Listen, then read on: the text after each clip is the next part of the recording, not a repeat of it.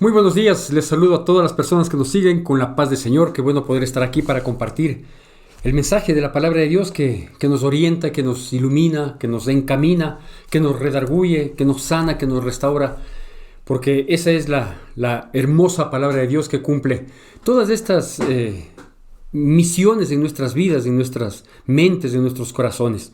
A veces es un bálsamo, a veces es una exhortación, a veces es una instrucción, una guianza.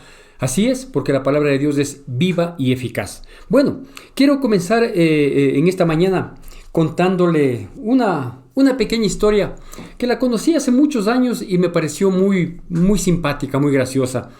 Dice que hace muchísimos años en la antigüedad hubo un rey de un gran imperio que amaba mucho las artes, le gustaba muchísimo las artes. Por lo tanto, asignaba grandes salarios a todas las personas que destacaran en un arte. Y efectivamente, entre todo el sinnúmero de manifestaciones artísticas que había en su imperio, una de las más destacadas era su gran orquesta sinfónica. Una gran orquesta sinfónica que le deleitaba al rey con mucha frecuencia y cada vez lo hacía de mejor manera. Así que esto hacía que los músicos hallaran gracia delante de este rey y que fueran también recompensados generosamente por su arte, por su manifestación musical.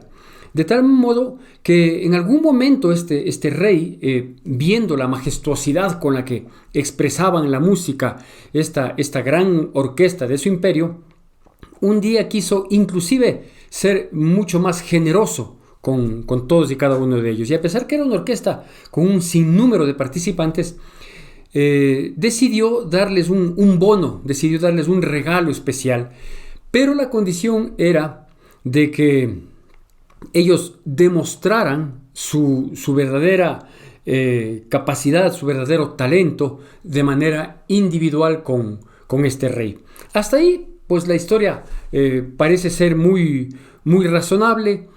El problema es que ante la gran retribución que recibían los músicos, entre otras manifestaciones artísticas de los que se dedicaban así en su imperio, por ahí algún miembro de esa sociedad decidió involucrarse en la gran orquesta sin saber tocar ningún instrumento.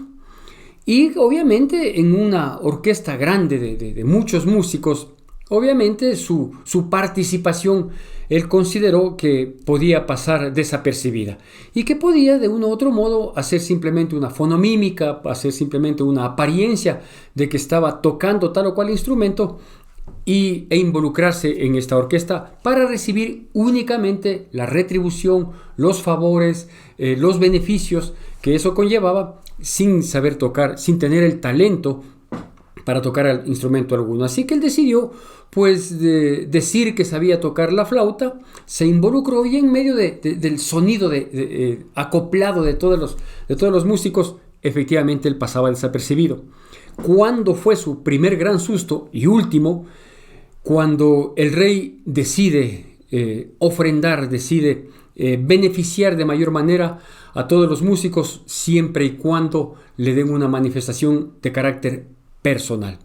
Se dice que cuando le tocó en turno a este falso flautista, de la orquesta del rey, que cuando él le tocó, fue mayor el susto, ¿sí? Fue mayor la angustia en la que él entró, que antes de su presentación personal, él sufrió un infarto y falleció, ¿sí? De tal manera que nunca fue descubierto verdaderamente por el rey, ni por sus asistentes, ni por sus asesores musicales, nunca fue descubierto de esta gran mentira. Pero la gran mentira le costó la vida, ¿no es cierto?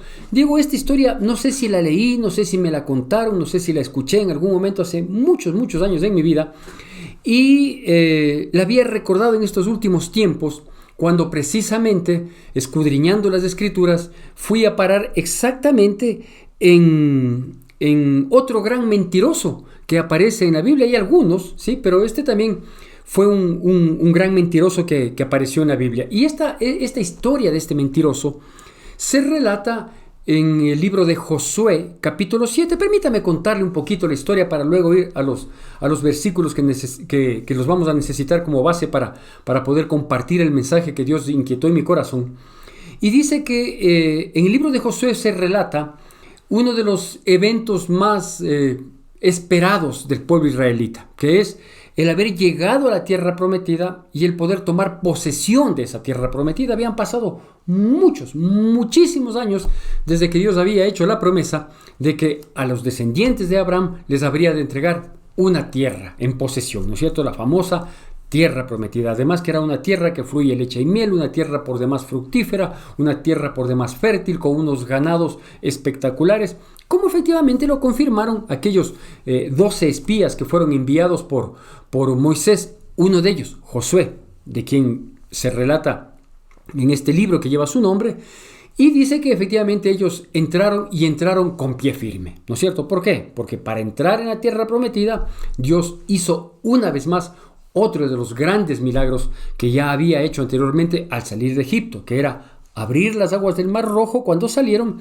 y detener las aguas del Jordán cuando iban a entrar en la tierra prometida. Efectivamente entraron a la tierra prometida. Imagínense con un currículum de un Dios poderoso, grande y majestuoso como es el Dios de Israel, el Dios de Abraham, de Isaac y de Jacob, el creador del cielo y de la tierra.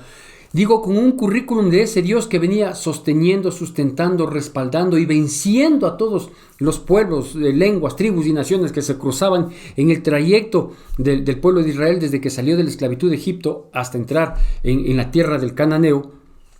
Digo, con ese currículum, todas las ciudades, todas las poblaciones, todas las naciones, podríamos decir, quizás tenían temor de que los israelitas llegaran a ese lugar, ¿no? Y efectivamente ese temor fue corroborado, fue aumentado cuando supieron que su Dios, el Dios de Israel, había detenido las aguas del Jordán para que ellos pasaran en seco, ¿sí? Pasan en seco, llegan a la primera ciudad que tenían que conquistar, que era Jericó, y con unos gritos y después de haber rodeado la ciudad, efectivamente los muros, una ciudad amurallada que era impenetrable, lo dice en el mismo libro de Josué, capítulos atrás, dice que ellos pudieron entrar y tomar posesión de esa tierra. Al haberles guiado Dios de cómo tenían que vencer a esos muros, rodeando varias veces y con un grito en un momento determinado, los muros no es que cayeron ni hacia adentro para no destruir la ciudad, ni hacia afuera para que no les caiga a los israelitas, sino que fueron tragados, ¿sí? Arqueológicamente está comprobada esta situación, esos muros fueron tragados, pero habían recibido una advertencia, la advertencia de que cuando entren allá, del botín que ahí van a encontrar, de las riquezas que van a encontrar, nadie tomará nada, sino que todo sea consagrado a Dios, ¿no es cierto? Y así fue, de tal manera que efectivamente tomaron a Jericó y las subsiguientes ciudades, las subsiguientes poblaciones que tenían que ser conquistadas, sí.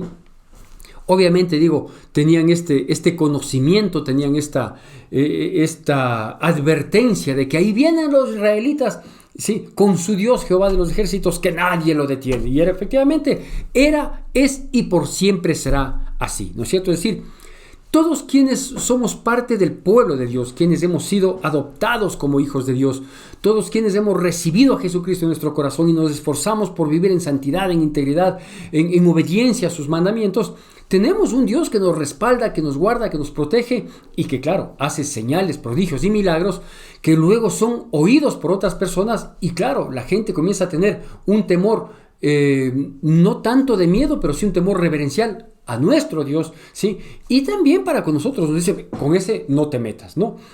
Algún momento yo viví una experiencia de esa naturaleza cuando estaba vendiendo un vehículo y fui asaltado. Unos falsos compradores ¿sí? Me citaron en algún lugar para conocer del vehículo, para llevarle supuestamente una mecánica, para que le probaran, etcétera, etcétera, y ver si podíamos negociar el vehículo que yo estaba vendiendo. Y cuando nos encontramos, pues ellos estaban 2 personas, estaba yo solo, tenía mi maleta, mis documentos, mi chequera, alguna cosa adicional, estaba con mi reloj, tenía en esa época 2 celulares, me habían regalado uno, yo tenía el mío, ¿sí? Y fui sorprendido por estos hombres, ¿no? Y me dijeron, y me hicieron la conversa en primera instancia, y me dijeron, señor, ¿y usted a qué se dedica? Yo les dije, yo soy pastor evangélico. Ah, ¿y en dónde tiene la iglesia? Le digo, tengo la iglesia en el Valle de los Chillos, ¿sí? ¿Y qué tiempo está sirviendo a Dios en la iglesia? Le digo, ya tengo, en esa época creo que tenía unos 10, 12 años, no recuerdo bien. Fue en el año 2010, entonces tenía sirviendo ya unos 11 años quizás como pastor y unos 13 años a tiempo completo. Sí, me dicen, bueno. Así que cuando ellos me asaltaron, el asalto fue como a hijo de Dios. ¿Sí? Me dijeron, pastor, nosotros sabemos que usted es un siervo de Dios y no queremos causarle daño. Así que le pedimos por favor que se baje de este lugar. Esto es un asalto. Me indicaron una pistola apuntando a otro lado. Esto es un asalto. Necesitamos este vehículo para nuestro trabajo. Así que le pedimos por favor que baje. Bueno, pues me trataron como a hijo de Dios los asaltantes. Yo les dije, por favor, en ese lado de allá está mi chequera. ¿Sí? Me pasaron la chequera, no hicieron el más mínimo intento de retener algún documento o de mirar si que en la chequera había dinero, nada, me entregaron la chequera. Les dije, por favor, la maleta que está atrás, pásenme. Me pasaron la maleta, me dijeron, por favor, las gafas que está puesto, tenga las gafas, el reloj también, tenga el reloj, los celulares, tenga los celulares.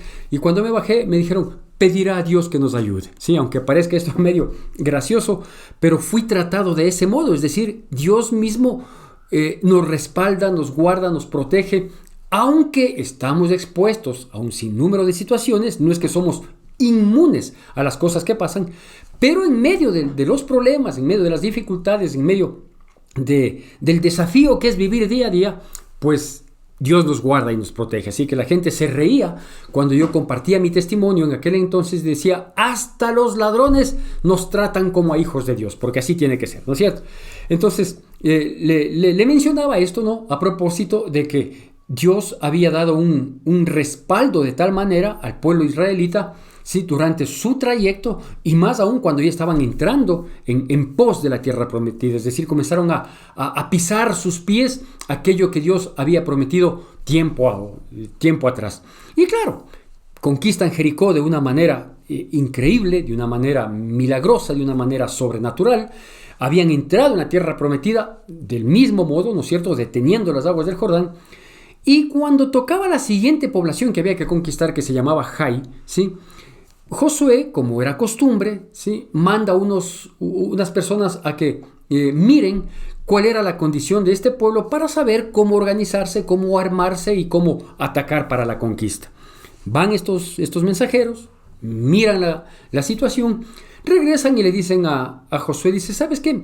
No hagas cansar al pueblo. Sí, es una población bastante más pequeña que Jericó, no es tan protegida como la de Jericó, así que yo creo que con unos 2,000 o 3,000 hombres que vayan será suficiente, ¿sí?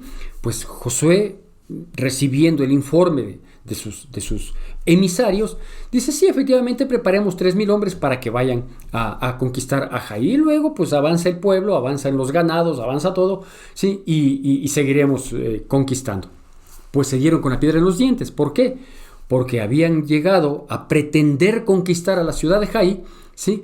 Y ellos fueron repelidos, ellos fueron confrontados y murieron 36 personas. Sí, entonces mueren 36 personas, pero ¿cómo? Si Jericó, que era una ciudad amurallada, que tenía mucho más fortaleza, que habían muchos más hombres armados, y les tomamos sin más ni más, y ahora ante una población tan pequeña, sí, vemos que efectivamente no podemos tomar esta situación. Entonces esto perturbó a todo el pueblo, sí, principalmente a Josué, quien era su líder, sucesor de Moisés, sí, preocupó tremendamente esta situación y se postró delante de Dios Josué, como corresponde cuando uno, llamado a ser más que vencedor, de pronto las cosas no te salen bien, de pronto las cosas no están caminando como uno espera, ¿no es cierto? Uno espera ser más que vencedor, ser victorioso y caminar de gloria en gloria a pesar de las circunstancias.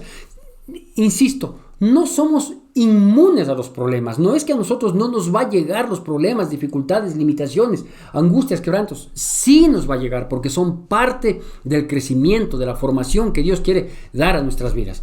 Pero de ahí a que vivamos en derrota, a que nosotros nos hayamos rendido ante algún enemigo, como ya voy a mencionar un poco más adelante, pues eso ya no es correcto, ¿no es cierto? Entonces, la actitud pertinente en ese momento era esto, postrarse delante de Dios y decirle, Señor, ¿qué pasa? Y eso fue lo que hizo Josué.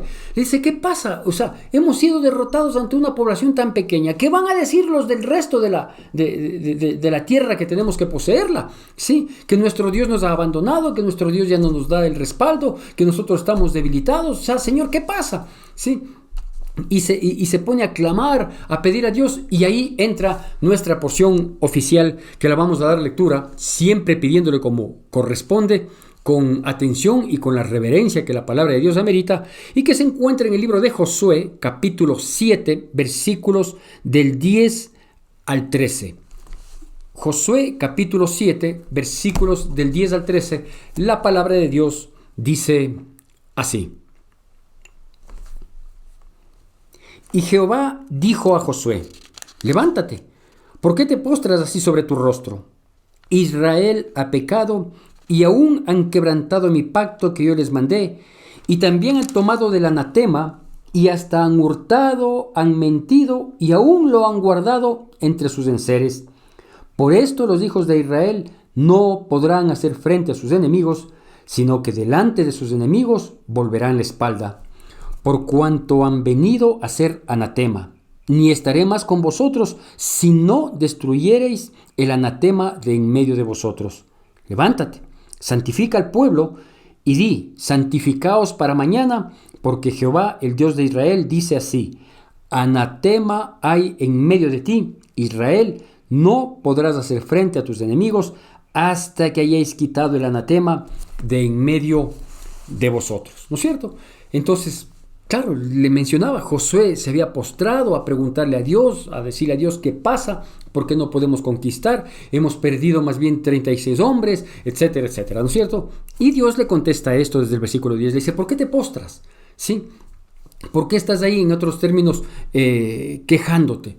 El gran problema de que el pueblo de Dios no sea vencedor, no sea victorioso, que no pueda hacer frente a sus enemigos y derrotarlos, el gran problema de esa época, de esta época, y tristemente, mientras exista un pueblo de Dios que se dice que es pueblo de Dios, pero que vive en derrota, que no puede hacer frente a sus enemigos, que sus enemigos le oprimen, le aplastan, ¿sí? Y obviamente, con esto no solo que lastiman al pueblo de Dios, sino que inclusive se permite que blasfemen en contra de nuestro Dios, porque dicen, ¿y dónde está tu Dios? No que tu Dios es poderoso, no que tu Dios es grande, que tu Dios es majestuoso, ¿y por qué pasa esto? ¿No es cierto?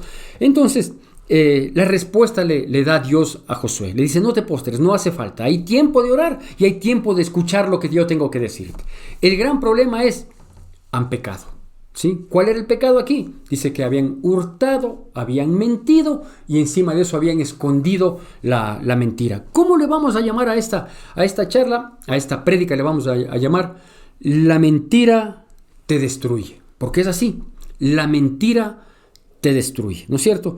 Ellos, habían hurtado, mentido, habían escondido lo que habían hurtado, ¿sí? Y como causa de esta situación, ellos simplemente no podían hacer frente a sus enemigos. Enemigos los tenemos siempre, ¿sí? Llámese enemigo a la pobreza, es un enemigo, ¿por qué? Porque no está dentro de los planes de Dios. El que vivamos en pobreza, que a veces enfrentemos ciertas dificultades, sí, es correcto, para aprender a depender de Dios, para aprender una lección, para aprender a manejar las finanzas, para qué sé yo, ¿no es cierto?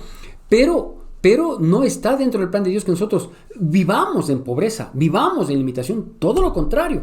¿Sí? Al mismo Josué, Dios le dijo, allá en el mismo libro de Josué, en el capítulo 1, ¿sí? Versículos del 7 en adelante, le dice, esfuérzate y sé valiente, ¿sí? Y trata por favor de cuidar de hacer todo conforme mi siervo Moisés te mandó. No te apartes ni a diestra ni a siniestra de ese texto que Moisés te dijo cómo tienes que manejarte, para que seas prosperado en todas las cosas, para que en todo lo que metas mano, ¿sí? puedas puedas prosperar. Entonces esa es la voluntad de Dios. De tal manera que si somos cristianos, estamos esforzándonos por vivir en santidad y no estamos siendo bendecidos, no estamos siendo prosperados, no estamos venciendo al enemigo de la pobreza, pues a lo mejor hay un pecado que es el que se ha vuelto un anatema, es decir, una maldición, ¿no es cierto? Anatema significa esto, una maldición que está impidiendo que nosotros podamos vencer a nuestros enemigos. Otro enemigo puede ser la enfermedad, ¿no es cierto? Una enfermedad permanente, ahí que fastidia, que consume, que limita. Sí, con esto no quiero generalizar tampoco las circunstancias, ¿no es cierto? Al menos en cuanto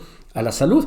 Sí, vea, hay veces, sí, que efectivamente se tiene un quebranto de salud y que uno le ha pedido, como lo hizo Pablo, cuando tenía un quebranto de salud efectivamente, ¿sí?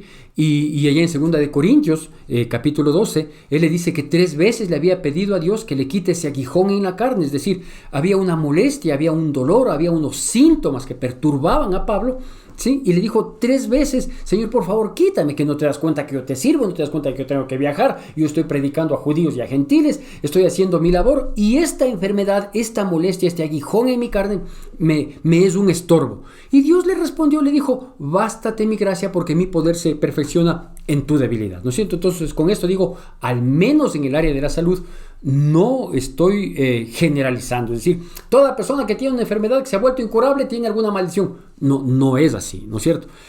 Digo, hay casos y casos.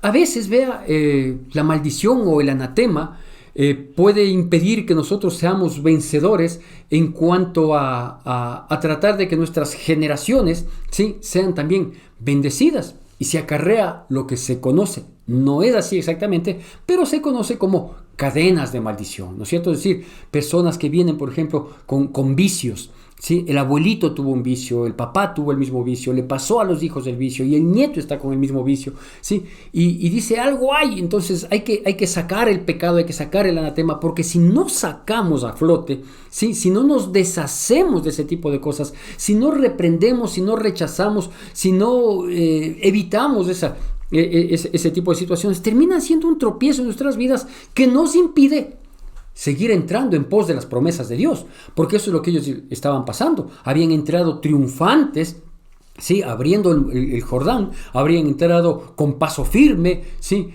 tragando los muros de Jericó, y ahora se veían detenidos ahí. Se veían detenidos ante un enemigo menos fuerte que los que habían enfrentado a lo largo inclusive de todo el trayecto, pero no podían continuar, ¿no es cierto? Entonces les dice, no van a poder hacer frente. ¿Cuál es la recomendación?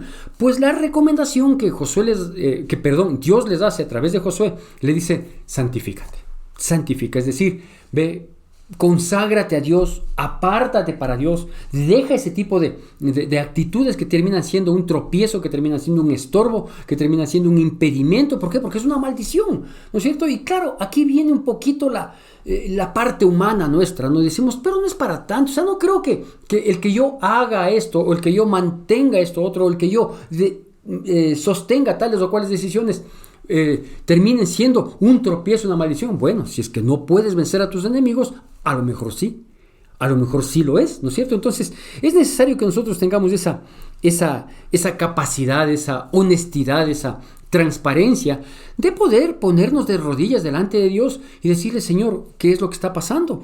Porque no es posible que cada emprendimiento se me va para abajo, que no es posible que cada situación, sí, me termina golpeando, me termina afectando, y a veces de manera bastante crítica, ¿no es cierto? Y ahora viene algo que es terrible. ¿Por qué le digo? Porque para poder descubrir el anatema, o sea, la maldición que estaba impidiendo el que ellos sigan en su plan de conquista y de tomar posesión de la promesa que Dios había hecho, le dice a Josué, mañana por la mañana tú vas a pedir que el pueblo de Israel se acerque, ¿sí? Y yo voy a hacer lo siguiente, ¿no es cierto?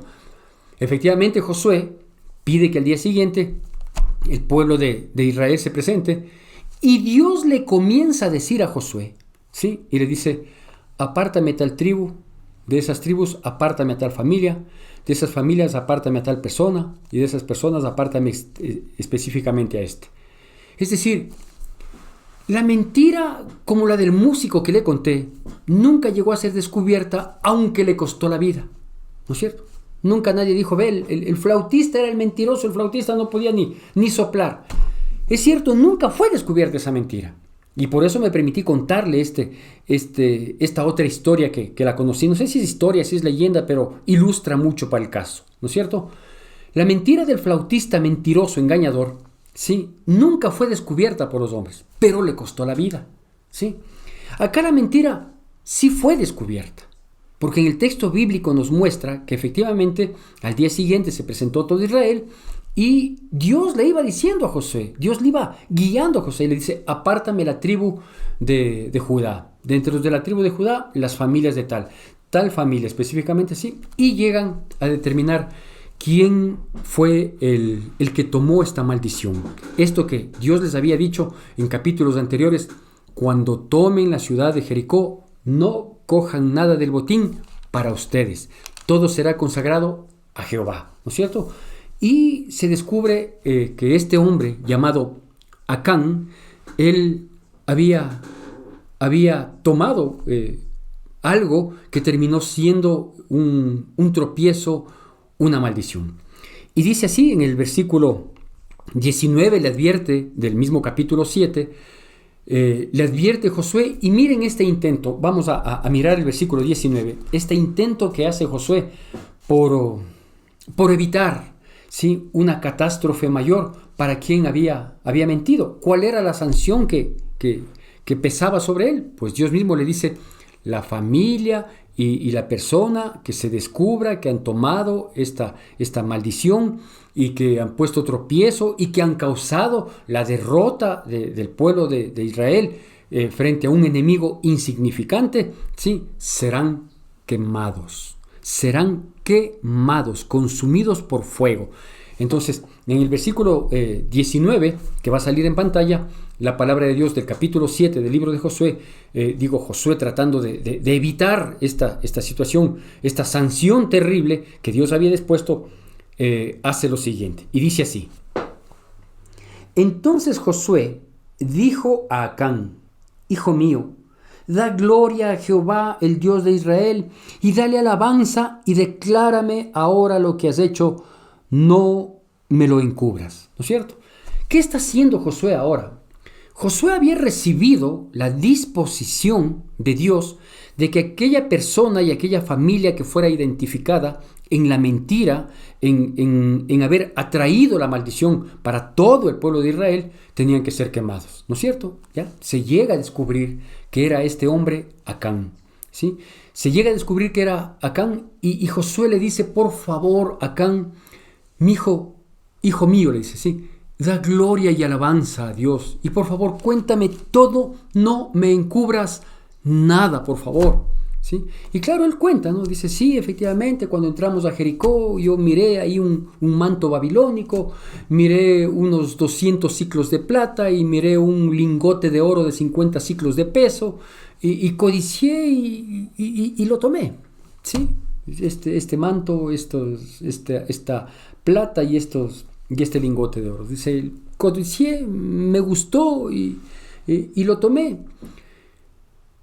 Y Dios le dice a Josué, Josué, manda personas para que vayan a su tienda, que caben ahí y se descubra dónde está esto que él ha declarado. La historia esta es tremendamente crítica, es real y nos muestra efectivamente a dónde nos puede llevar una mentira. Más aún cuando esta mentira se sostiene, se la camufla, se la justifica, se la encubre, se la protege, se la guarda. Y digo, puede darse el caso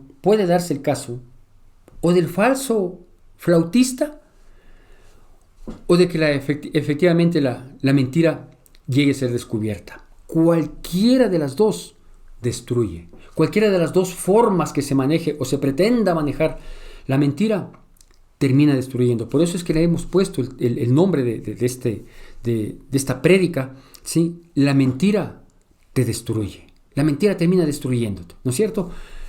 Efectivamente, los hombres enviados por Josué fueron a la tienda de de Acán, cavaron debajo de su tienda y encontraron ahí el manto babilónico, los 200 siclos de plata y el lingote de oro que tenía un peso de 50 siclos.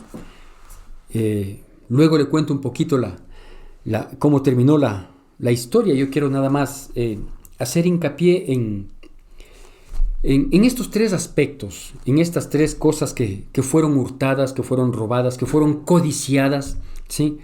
La una dice que fue un manto babilónico. El manto babilónico para esas épocas, para esas fechas, ya era una obra de arte, ¿no es cierto? Ya era algo que tenía un valor más artístico, más histórico que pecuniario mismo. Y esto habla un poquito de la exclusividad de tener, ¿no es cierto? No tiene mayor beneficio. El manto babilónico en realidad no tenía mayor beneficio. Si no es que el manto babilónico era fácilmente negociable, por ejemplo. ¿Por qué? Porque se iba a descubrir el robo, el hurto que se hizo de esto, ¿no es cierto? Entonces, no tenía mayor valor en cuanto a la función que pueda cumplir, ¿sí? Pero daba una exclusividad, ¿no es cierto?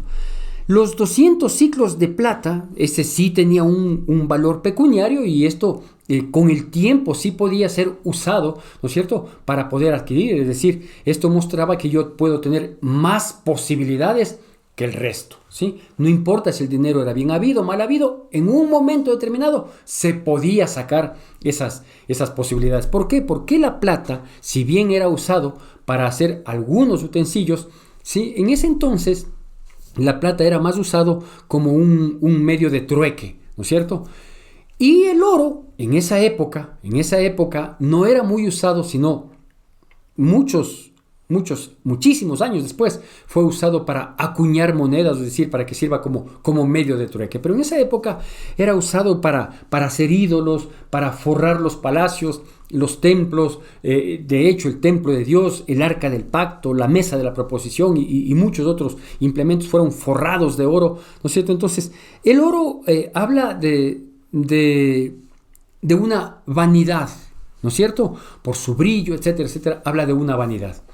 ¿Por qué le menciono esto? Porque cuando yo me vino al pensamiento la historia, me volvió al pensamiento la historia del flautista mentiroso, ¿sí? Inmediatamente me vino también esta historia a la mente, la comencé a revisar una vez más y me llamó mucho la atención lo que representa estos tres aspectos que habían sido hurtados, robados, codiciados, ¿no es cierto? El manto babilónico, que simboliza una exclusividad, ¿sí? La plata, que significa los recursos materiales, efectivamente, ¿sí?, que me quieren hacer sentir que soy más porque tengo más, y el oro, que habla de una vanidad, ¿no es cierto? Algo que era exclusivo para uso quizás de reyes y para consagrarlo a Dios, pero que quería tenerlo una persona común y silvestre, ¿no es cierto?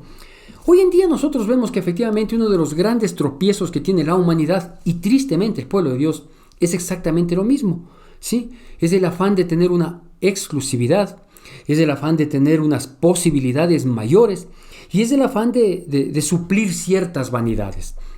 Esos aspectos pueden ser motivo de tropiezo en nuestras vidas. Esos aspectos pueden ser un anatema en nuestra vida, puede ser una maldición en nuestras vidas, ¿no es cierto? El hecho de yo querer tener la exclusividad. ¿Cuántas personas han caído? ¿Cuántos siervos de Dios han caído? ¿Cuántos políticos? ¿Cuántas personas que Dios les puso en lugar de honor, ¿no es cierto?, han caído precisamente por tener esa exclusividad, ¿sí? Algo que ni siquiera es de uso de provecho, algo que ni siquiera cumple una función de beneficio, sino que es el simple hecho de tener la exclusividad. Y en eso, por ejemplo, están las mujeres, ¿sí? Aparece una mujer bonita que es públicamente conocida porque es artista, porque es cantante o porque tiene alguna actividad que le destaca, y es una mujer que llama la atención por su presencia física o por sus dotes no solo físicos sino artísticos, talentos, etcétera, etcétera. ¿Y cuántas personas rompen su matrimonio? Personas de renombre que deberían ser unas personas con un testimonio de vida, porque nos guste o no son personas públicas.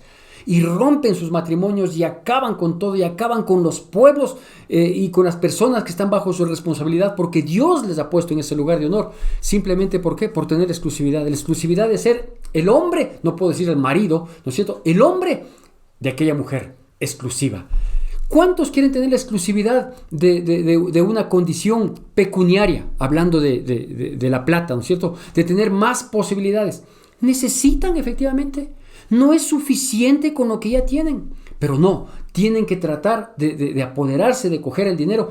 Y el dinero, el Dios dinero, obviamente con D minúscula, se opone totalmente al Dios con D mayúscula. Bien está dicho en la palabra, ¿sí?, que no podemos servir a dos señores, a Dios y al dinero. Porque el dinero, ¿sí?, primero cuando se lo comienza a obtener, nunca se sacia. ¿Sí? Abre un abismo, la avaricia, el deseo de tener dinero, abre un abismo que nunca se sacia, y por lo tanto ya tengo lo que necesito, ya tengo lo suficiente, ya tengo más que lo suficiente, pero quiero tener más. Y en ese sentido digo, ha pecado muchísima gente. Todo lo que hoy hablamos, corrupción, ¿es por qué? Porque queremos tener, ¿sí?, ese dinero, esa cantidad, esas porciones, ¿sí?, que no las necesitamos.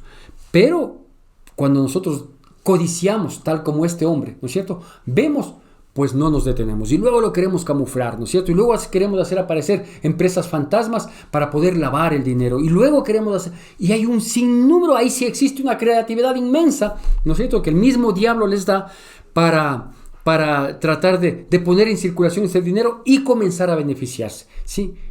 Y piensan que nunca van a ser descubiertos. Sí, porque la gente que está en el entorno comienza a decir, ¿y de dónde?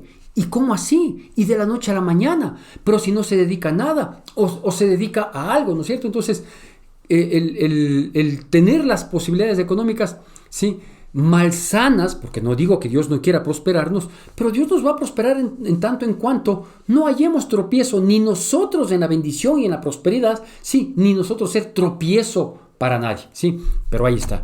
Y claro, el tercer aspecto, que es el oro, que simboliza en este caso, digo, la vanidad, también es un tropiezo terrible. ¿Por qué? Porque comenzamos a querer suplir ciertos aspectos que los generamos como una necesidad, cuando en realidad no lo es. La vanidad no es necesidad. La vanidad es un capricho, la vanidad es un antojo, sí, que como solían decir los antiguos, sí, el antojo pasa y el medio queda en casa, ¿no es cierto? Pero estamos ahí insistentes en que no, en que la vanidad y tiene que ser de este modo, y tiene que ser así, y tiene que ser de tal marca, y tiene que ser, etcétera, etcétera, y es un tropiezo. Cualquiera de estas maldiciones, cualquiera de estos tropiezos nos inhabilitan frente a nuestros enemigos, no nos permiten vivir en victoria. Nosotros, nuestras familias, a veces ni siquiera son las personas que cometen este tipo de cosas, sino que son los hijos los que terminan pagando. ¿Y por qué le digo esto? Porque aquí fue destruida toda la familia de Acán. Yo digo, no sé si todos estuvieron en contubernio, no sé si él puso sobre la mesa un día con su familia y dijo, ¿saben qué? Dios ha dicho que no cojamos nada del botín, pero yo vi un manto babilónico precioso y vi unos 200 ciclos de plata y encontré un lingote de oro de 50 ciclos que está maravillosa. ¿Qué les parece si cogemos y lo guardamos? Yo no sé si él hizo esto. Lo que sí sé es que sea que lo hizo en contubernio con su familia, en contubernio con su esposa, diciendo, es que es la seguridad de nuestros hijos, porque hay que asegurarles la vida. Quiere asegurar la vida de sus hijos, compártales de Cristo, impúlsenles para que sean cristianos, para que tengan una vida de disciplina. Esa es la seguridad para con nuestros hijos, ¿no es cierto? Entonces, digo, a veces puede ser en contubernio, o a veces el padre solo, sí, dice, no, yo voy a tomar esto porque yo considero que esto es correcto, lo que se de llevar a otro, mejor me llevo yo, gran criterio para el pecado, ¿no es cierto? O lo que otro ha de tener, mejor lo tengo yo, etcétera, etcétera. Sí, y termina la postre siendo un tropiezo para nuestras vidas. Y Dios es muy claro. Él dice, si no quitas eso de tu vida, es decir, si te apoderaste de algo económicamente que no te correspondía, y a lo mejor lo hiciste de manera perfecta como para que los hombres nunca lo descubran, pues déjame decirte que vas a comenzar a vivir en derrota. Y tu derrota va a comenzar a afectar a tus hijos, a tu familia, a las personas que más amas. ¿Por qué? Porque si no devuelves ese dinero mal habido, porque si no sacas de ti esa maldición. Porque si tú te mantienes en esa posición, tú y tus generaciones van a vivir en derrota. ¿Quién quiere algo así? Eso es espantoso, eso es terrible. Por eso la mentira te destruye. Y más aún cuando la mentira la sostienes, cuando la mentira la aguantas. ¿Qué hizo Dios? ¿Qué hizo Josué tratando de evitar la catástrofe que se venía? En el versículo 19 que lo leímos, ¿sí? Dice: oye, hijo mío, da gloria y alabanza a Dios. Por favor, trata de agradarle a Dios en medio de tu pecado para ver si se evita. Fue inevitable la situación, ¿no es cierto? ¿Cuál es la propuesta? Bueno, pues la propuesta que Dios hizo a todo el pueblo, aunque ya le tenía claramente identificado. La propuesta que leímos en nuestra porción oficial, le dijo: santifícate y que se santifique el pueblo. Es decir, santificarse en este caso específicamente nosotros lo podemos entender. Santificar significa apartarse para, ¿no es cierto? Entonces le dice: apártate para Dios.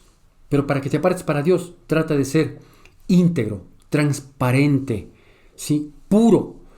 Que si hiciste algo mal, ve antes de que comience a cobrarte la maldición, ¿sí?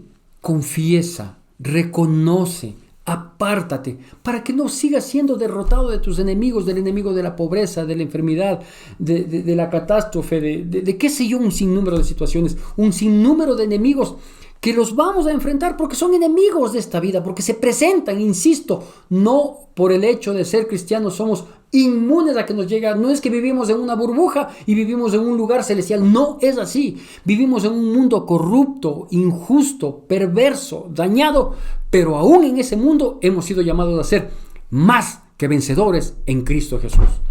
¿Cuál es la maldición que está deteniendo el que tú y yo podamos vivir de gloria en gloria, el que tú y yo podamos mostrar quién es nuestro Dios? Hay que sacarlo. Termina la historia diciendo que efectivamente ellos fueron puestos delante del pueblo de Israel. El pueblo de Israel les apedreó. Todos murieron, toda su familia, sus ganados, todo lo que habían conquistado, inclusive lo que habían conquistado de buena fe, todo se perdió porque la mentira destruye. La mentira que mantienes en el adulterio y que piensas que nunca se va a descubrir porque te crees extremadamente pilas, sin darte cuenta que todos los adúlteros y adúlteras son patéticos, porque no hay nada oculto que no haya de ser revelado, dice la palabra de Dios. Tarde o temprano, en tus días o después de tus días se descubrirá y la maldición quedará, ¿no es cierto? Y así hay un sinnúmero de mentiras en el área que nosotros veamos, que pensamos que podemos manejar, que nos vamos a salir con la nuestra, sin darnos cuenta que la mentira te destruye.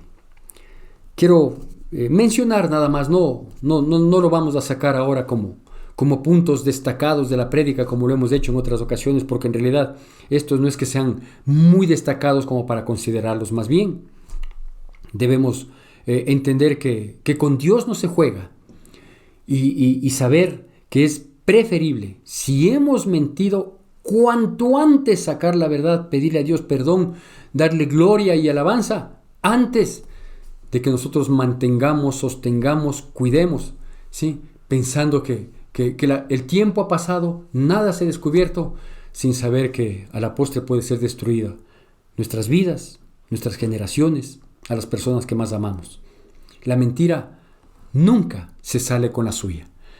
Una de las cosas que le quiero destacar, es que la hipocresía acompaña normalmente al robo, al hurto y a la mentira. La hipocresía. ¿Yo? ¿No? ¿Cuándo? ¿Cómo vas a imaginarte? ¿Tú crees que yo soy capaz? Vea, no hay que ser hipócrita, ¿sí? La maldición no llega por casualidad. Es decir, si tú no puedes vencer a tus enemigos, no te mates preguntándole a Dios: ¿qué pasa? ¿Por qué no puedo vencer? No, la maldición es adquirida por nosotros los hombres. Cada uno de nosotros forjamos nuestra maldición. Así que no pierda tiempo queriendo ser muy espiritual, diciéndole: yo le clamo a Dios para que me muestre en qué estoy fallando. Tú sabes lo que estás fallando. Lo que le puedes decir a Dios es: Señor, redargúyeme y muéstrame, porque a lo mejor ya se cauterizó mi conciencia y por eso no me doy cuenta. Pero la maldición es adquirida por los hombres, no es enviada por Dios. Dios advirtió: no cojan nada de Jericó, y él fue y cogió. ¿Por qué? Porque codició, ¿sí? lo que le había mencionado, no hay nada oculto que no haya de ser revelado. O como el flautista de la Sinfónica del Rey, que le cobró la vida, aunque nunca se descubrió que él nunca tuvo talento, sí, pero le costó la vida. O simplemente algún rato serás avergonzado, porque todo saldrá a la luz. Y por último, quiero decirle que las sanciones de la mentira nunca pasan por alto. Terminan pasando factura y destruyendo a veces a gente inocente. Hay que encaminar en verdad. La verdad no es un concepto. La verdad es un hombre. Es Cristo Jesús. Él es el camino, la verdad y la vida. Comencemos a caminar con Él. Vivamos en la verdad del Evangelio. Practiquemos la verdad del Evangelio. Y que haya verdad y transparencia en nuestras vidas. Y vamos a ser más que vencedores en Cristo Jesús. Que Dios nos bendiga. Y si Dios lo permite, nos estaremos contactando el próximo día domingo.